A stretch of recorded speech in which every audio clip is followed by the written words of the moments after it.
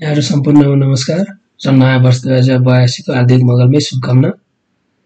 आज म एउटा EHMS मा भएको नयाँ अपडेट सम्बन्धी भिडियो लिएर आएको छु भने नयाँ साथीहरुको लागि हाम्रो DHIS टुल्स मा रिपोर्टिङ कसरी गर्ने भनेर भिडियो हुनेछ। अब हाम्रो EHMS मा नयाँ अपडेट के छ भने हामी जुन पहिला EHMS बाट डाटा सबमिट गरिसकेपछि DHIS टुल्स मा गएर म्यानुअली कम्प्लिट गर्नुपर्ने हुन्थ्यो। अबदेखि हाम्रो EHMS ले नै डाटा कम्प्लिट गरिदिने भएको छ। एउटा सेटिङ बनाउनु पर्छ। त्यो सेटिङ कसरी बनाउने अनि हाम्रो रिपोर्टिङ कसरी गर्ने भनेर भिडियो छ। सुरुदेखि अन्तिमसम्म हेर्नु होला अनि यो च्यानललाई सब्स्क्राइब पनि गरिदिनु होला। हुन्छ भिडियोतिर जाउँ। सुरुमा हामीले हाम्रो EHMS मै जानुपर्ने हुन्छ। तपाईहरु आफ्नो EHMS मा जानु होला। EHMS मा गइसकेपछि हामीले एउटा सानो अटो कम्प्लिट को लागि सेटिङ गर्नुपर्ने हुन्छ। यहाँ तल जानु होला अनि तल गएर यो जुन प्रणाली सेटअप छ त्यसमा क्लिक गर्नु होला। त्यसमा क्लिक गरिसकेपछि यो तल DHIS टुल सेटिङ भनेर छ। सेटिङमा जानु होला अनि यहाँ जुन छ बक्स त्यसमा DHIS मा रिपोर्ट पठाइसकेपछि DHIS टु डाटा सेटहरु स्वतः कम्प्लिट गर्नुहोस् भनेर छ। त्यो बक्समा हामी टिक लगाएर यो सुरक्षित गरिदिनुपर्ने हुन्छ। यहाँ कुनामा सुरक्षित हुन्छ। यसरी सुरक्षित गरिसकेपछि हाम्रो सेटिङ चाहिँ हुन्छ। यसपश्चात हामीले यो यहाँ हाम्रो DHIS टु मा डाटा यहाँबाट पठाउनु भयो भने त्यहाँ अटोमेटिक कम्प्लिट भएर जान्छ। हैन त्यस तर हाम्रो यो टिभी को जुन डाटा सेटहरु छ टिभी को डाटा सेटलाई हाम्रो EHMS ले कम्प्लिट गर्दिदैन। हामी टिभी बाट नै गर्नुपर्ने हुन्छ। त्यो पनि हामी अहिले हेरौँला कसरी गर्ने भनेर। सुरुमा म अहिले तपाईले यो स्वतः कम्प्लिट काम गर्छ कि गर्दैन भनेर हेरौँ। त्यसको लागि म हाम्रो यो चैत महिनाको डाटा सबमिट गरेर तपाईहरुलाई देखाउँछु। हाम्रो यो चैत महिनाको डाटा छ यहाँ DHIS मा सबमिट गर्छु। आफै कम्प्लिट हुन्छ कि हुँदैन हेरौँ।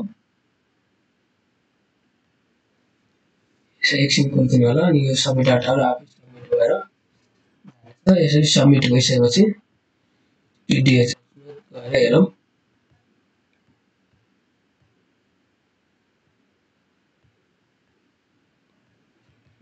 एन्ट्रीमा जानु होला हेर्नलाई पनि।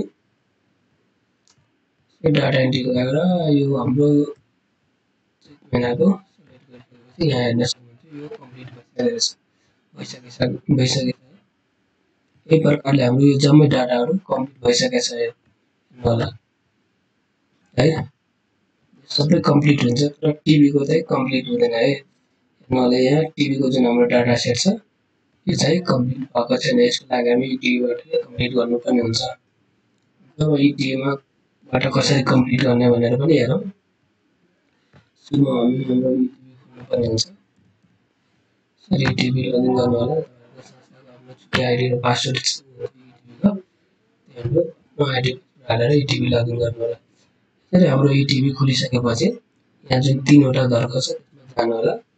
त्यसमा गइसकेपछि EHMS भनेर छ। EHMS मा क्लिक गर्नु होला अनि अपलोड टु EHMS छ। त्यहाँबाट हामी रिपोर्टिङ गर्छौं। त्यसमा जानु होला। त्यहाँ गइसकेपछि हाम्रो यहाँ हाम्रो यो चैत महिनाको रिपोर्ट सेलेक्ट गर्नु होला अनि टिभी डाटा सेट छ यसमा रिपोर्टमा जानु होला अनि भ्यू टु अपलोडमा पनि जानु होला। त्यसमा गइसकेपछि हामी अपलोड टु लाइभ भनेर यहाँ देख्नुहुन्छ। त्यसमा क्लिक गरिदिनु होला।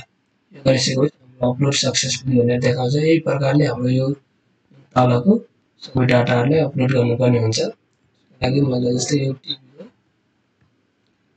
डाटा देखाउँ यो अघिको त्यसमा अपलोड गर्नु। यसरी गर्दाखेरि यो रेडमा इनभ्यालिड अफ काउन्ट डाटा नभएर हाम्रो देखाएको छ। यो देखाए पनि हाम्रो डाटा त्यहाँ कम्प्लिट चाहिँ हुन्छ है। यो चिन्नु भएन अनि यो हाम्रो यो 4 नम्बरको डाटा पनि यही प्रकारले हाम्रो अपलोड गर्नु होला। अघिकै सेम प्रोसेस छ। अनि अपलोड टु लाइभ भनेर गर्दिनु होला। यसरी गरिसकेपछि यसमा पनि हजुरले यो रातो देख्नुहुन्छ। यो रातो देखेर के हुँदैन हाम्रो डाटा चाहिँ टिभीमा अपलोड चाहिँ हुन्छ है। DHIS टुलमा कम्प्लिट चाहिँ हुन्छ। यही प्रकारले हाम्रो यो चारवटै कम्प्लिट गरिदिनु होला। यो यहाँबाट अपलोड गरिसकेपछि हाम्रो यो DHIS टुलमा